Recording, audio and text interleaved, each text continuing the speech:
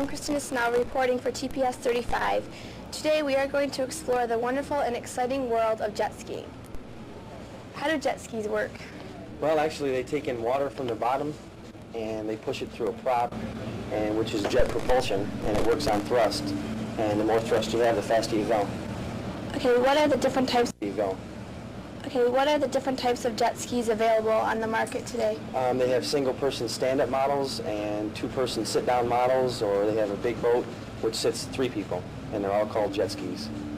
Okay. How much do they cost? They start off under $3,000. Any aerodynamics involved in this? To a certain extent there is. Any vehicle you have moving forward, less resistance that you have is, more speed you get. So there is definitely. Okay. How are they fueled? Some units are fueled with a mixture of 40-to-1 ratio, gas and oil. Other units are oil injected, meaning that you don't have to mix your oil and gas. And that's about it. Okay. What is the best type of jet ski used for recreational purposes? They're all good for recreational uses. Every single one. In your opinion, what jet ski do you favor most? My favorite jet ski is a tandem sport, because I can take my girlfriend with me. Okay, what are some differences between the jet skis they made 5 to 10 years ago compared to the jet skis they make now? That's a good question for Scott. Actually, they haven't changed that much on them besides the pink and blue paint jobs on them, and the two-person models are new just a few years ago. That's about it. What is your most popular jet ski? The tandem sport, like Joe just said, because anybody can ride that one. It's a sit-down model.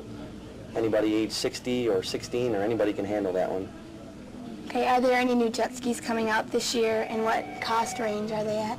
There's a couple brand new models. They haven't really released them yet, but they're going to be close to $6,000. Do you have to wear life jackets while riding them? Yes, you do. Yep. You have to have a fire extinguisher on board and a life vest. How fast can a jet ski go? Different models range from 35 miles an hour to 41 miles an hour.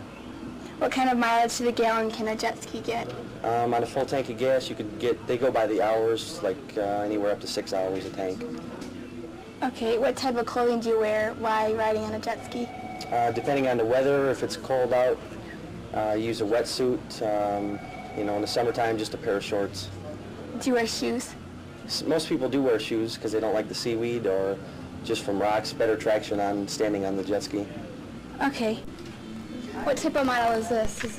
This is called a jet mate. It's the same motor as a jet ski, but it's a different style of riding. It's oil injected, and it has a joystick controller on it. It's more of just a regular boat, just made by the same people that make jet skis. It's basically what it is. It's a family. You can use it in canals or just regular inland lakes. How many people can fit in it? It can fit up to 3 people. Yep. What about these ones here? These ones are different models. This one's a 650, and it's built for a heavier rider. The 550 is built for anywhere around a 250-pound range, and the 440 is just a smaller motor, handles a lighter rider. That's what the difference is. These are more for freestyling, single-person riding, standing up, and it's more like a skateboard on the water. You have to have good balance on it. Talk about what the racers do with the 440s. Yeah, this is the model that the racers take the motor out and they build it up, and it's on a pro circuit, and they can get anywhere up to 50, 60 miles an hour out of it. How much do these cost, these particular ones? The top one here is around $4,000, and this model is around $3,500. A couple seconds ago, we were talking about stand-up models and so forth. Now I'd like to introduce our Kawasaki Tandem Sport unit. Unit is oil injected, so there's no premix involved. Nice part about this machine right here is that anybody can pretty much ride it. It doesn't take much of a balance factor. The stand-up units, like I said, takes quite a bit of a balance factor involved, heavy balance. This right here, you could just jump on it, hit the throttle, and go. Another nice thing about this unit is it will ride you, your girlfriend, your wife, and so forth, which is a really treat when you're out, enjoying the weekend and so forth. I don't know if I had mentioned before that this is an oil-injected unit, so you don't have to mix no gas, no oil. That is a big plus. Now I'd like to talk to you about the safety features on this unit called the Tandem Sport. maybe a couple minutes ago, like we were talking about our stand-up units. If you fall off a stand-up unit, automatically it's going to idle down and it's going to circle for you, meaning that the engine is in the front of the unit, and don't ask me why, but for some reason it circles automatically. Okay, where this tandem sport unit right here comes with a tether switch. The tether switch is hooked right here, and you hook it onto your wrist. That way, if you fall off this unit, it'll pull the tether switch off, and it will kill the unit automatically, making so the unit does not take off, you know, any further from you.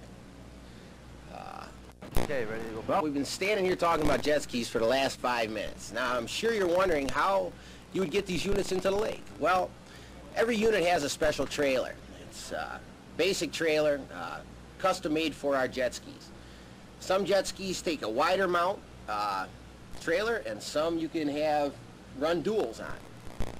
Basically, it's a backup trailer system, same as if you were backing a unit, you know, backing your boat right up into the water.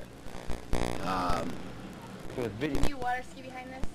Well, there's a few basic rules that you have to follow when you have a spotter, somebody that's going to ride on the back here to keep an eye on the person that is skiing.